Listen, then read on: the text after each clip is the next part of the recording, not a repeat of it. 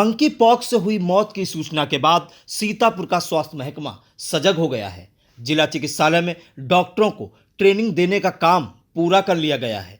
बीमारी फैलने की दशा में मरीजों को भर्ती करने के लिए फिलहाल 10 बेड भी आरक्षित किए जा चुके हैं। हालांकि जनपद में अभी तक ऐसा कोई केस सामने नहीं आया है जिसमें किसी में मंकी पॉक्स की शिकायत पाई गई हो। फिर भी विभाग ने बीमारी से निपटने के लिए तैयारियां पूरी कर ली हैं। स्वास्थ्य विभाग के मुताबिक केरल प्रांत में एक 22 वर्षीय युवक की मंकी पॉक्स से मौत हो गई। वह विदेश से लौटा था। विदेश में ही वह पॉजिटिव पाया गया था।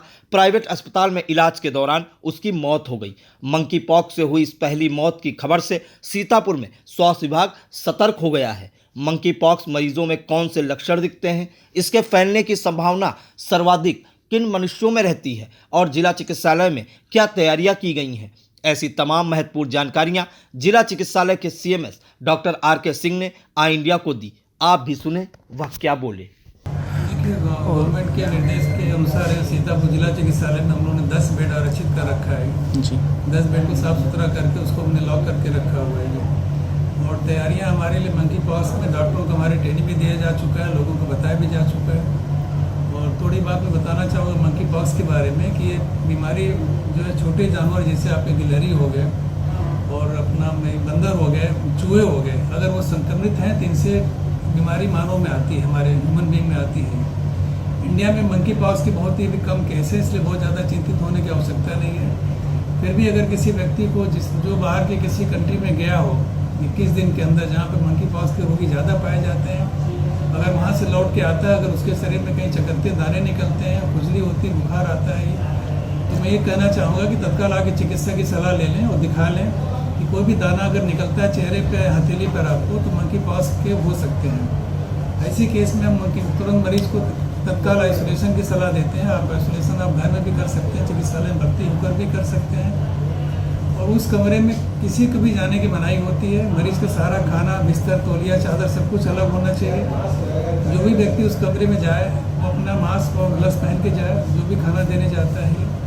और बहुत ज़्यादा मरीज अगर बीमार पड़ता है, गंभीर होता है, तो उसको भर्ती करने की आवश्यकता होती है। भी भर्ती करके उसका सैंपल लेकर के हम लोग वायरोलॉजी लैब में भेजते हैं जांच के लिए जी। वहाँ से कंफर्म आने पर आगे की कार्रवाई की जाती है। तो सर अभी क्या सीतापुर में ऐसा कोई पेशेंट निकला है इसका? सीतापुर में अभी इस तरह का कोई मरीज पिछले महीने भर में तो हमको देखने में नहीं आया, ना कोई इस तरह का केस रिपोर्ट हुआ है ये।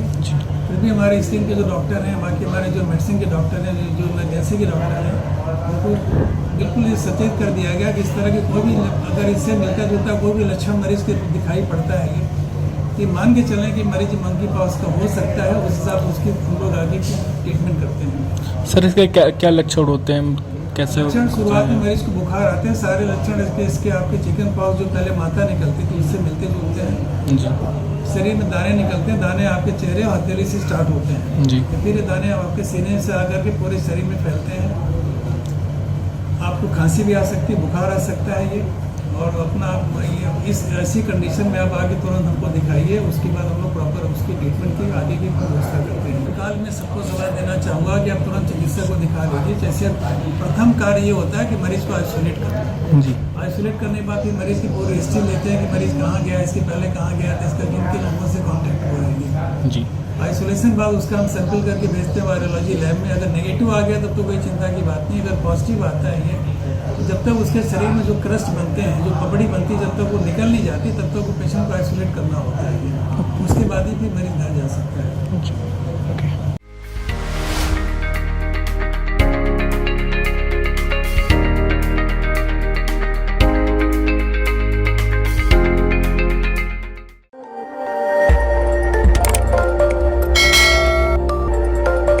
खबर आपकी, नजर हमारी।